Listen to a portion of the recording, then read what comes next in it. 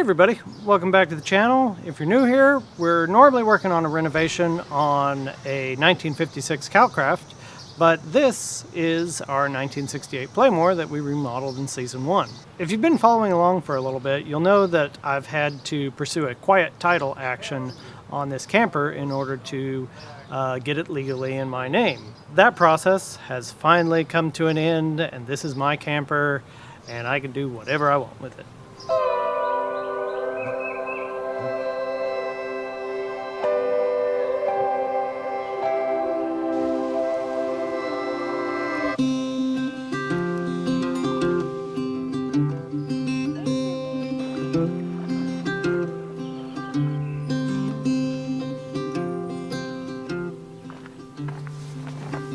So I wanted to do a video that was sort of the definitive video about the quiet title that I had to do on this camper and sort of summarize the whole process for anybody that's in the state of Kansas and having to go through this same process.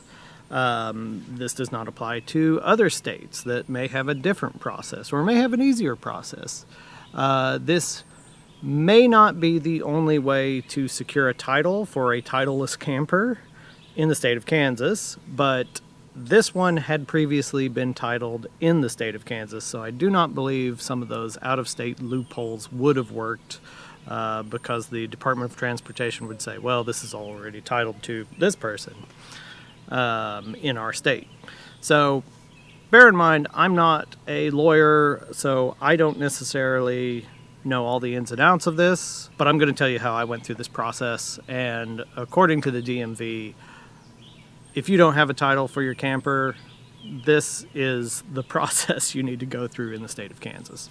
So for those of you that may not remember, we bought this title and I bought it using a bill of sale, thinking that what I had been told at the DMV previously was that just like with a vintage car in the state of Kansas, all you need is a bill of sale and you can apply for a title. Also, in the state of Kansas, I had been led to believe that campers under 2,000 pounds did not require a title or a tag, which I later found to not be the case because the state of Kansas considers these not exactly a recreational vehicle, but essentially a recreational vehicle and not a trailer, which would be something that you use for work, more or less, a utility trailer.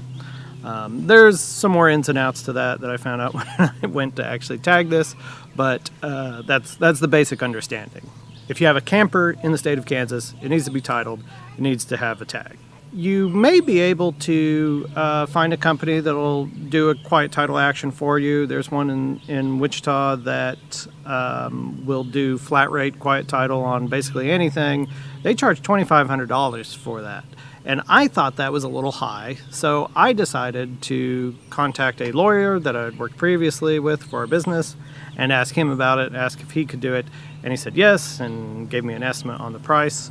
So I went ahead and worked with him. His explanation of what a quiet title essentially is a suit against anyone who may claim ownership on the camper or whatever property it is you're doing a quiet title on. And usually those are uncontested because the people that actually are on the books as owning something that has been abandoned for a long time and changed owners many times probably are not interested in getting that property back, especially when it was in the condition this was when I bought it. So it involves finding out whoever had any kind of legal claim to this at one point, so researching the previous owner that is on file based on the serial number that's on the camper. That may be difficult to find if you have an old camper where that serial number was on a little placard that may have been lost over the years. So it can be a process. But typically, where was I going with that? But once you've researched all that information, if you have a bill of sale that has the person's name and address that you bought it from, so all of those names will be included on that suit that's filed in court. And those people have to essentially be contacted if it's possible. What we found out with this camper was that the actual owner that was on the title for it, based on its serial number, was deceased. So his legal heirs were on that suit, as well as the person who was on the bill of sale and her address, which turned out that she did not live at that address. So who knows who she was or where she came from or how she acquired the camper. Those people are all given notice, and then there is a publication filed in a local newspaper within the state of Kansas. Doesn't necessarily have to be relevant to the location or anything related to the camper. It just has to be a publication in a newspaper, and that runs for 3 weeks. And then after that time period, if no one has laid claim to the property, a judge will declare it yours. That's it. That's the whole process. It's the stupidest thing in the world. I don't entirely get the point of it. I don't entirely get how anybody's going to find out that their property is being claimed by someone else from a newspaper article. Like, that seems so 20th century. And I don't really, like, if you send all these, legal notices to the addresses of people whose heirs may be long deceased, or to, addresses where people no longer live or maybe never lived in the first place, it all seems a bit silly to me. But that's the process, and you have to go through that process. And then once you get that judgment from a judge, you take that to the DMV and say, hey, look, a judge says this is mine, and they write it up and give you a tag. There you go. I mean, they give you a temporary tag, and then your actual tag and title come in the mail. I wish I could give you information for how to do this process yourself, but it is a legal process, and unless you're pretty good at working within the legal system, I would probably recommend leaving it up to a lawyer. And that's the big thing here. What does that cost? So actually getting the tag at the DMV cost me about $40.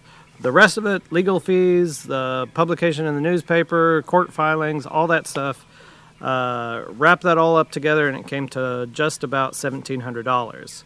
So if you see someone selling a camper for, say, $2,000, and it doesn't have a title, you might want to subtract $1,700 for that, and that's what that camper might actually be worth.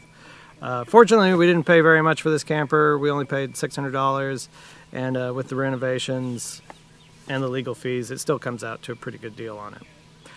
There is a lot of risk in buying a camper without a title, because someone, like let's say you buy a camper, no title, so you go through this quiet title process to get a title for it, and they contact the legally registered owner, who may still exist, and they just decide they want their camper back, regardless of how much you've paid for it or anything like that. They could just say, thank you, I'd like my camper back, and you give it back to them. You don't get compensated. So any time or money or anything that you've put in that camper, plus whatever you paid for it, is just out the window, because you've essentially acquired stolen property, is what it looks like to the law. The other thing you can do in this process, because your lawyer has to research who is the properly registered owner, and you could just go to that person and say, hey, I've acquired this camper, you're on the title, could I get you to reapply for a title and then sign it over to me so it's legally mine? And someone might be willing to do that. Certainly if I were the person, I would be willing to do that for someone else, but not everybody is. And certainly not everybody is willing to do that for free. So, you may have to pay someone, but at the same time, you may also wind up in a situation where that person says, no, I want my camper back. So you take a big risk by trying to make something that's not titled in your name yours. So my summary of the quiet title process is that it's easy, requires a lawyer, it's stupid, takes time, it's expensive. So those are my 5 points, I guess. So thanks for watching. Thanks for sticking with me. Do like and subscribe. Leave a comment. I do still answer all the comments, even when I'm not able to post videos. So I will get back to you. There will be more videos. Thanks for watching. We'll see you in the next one.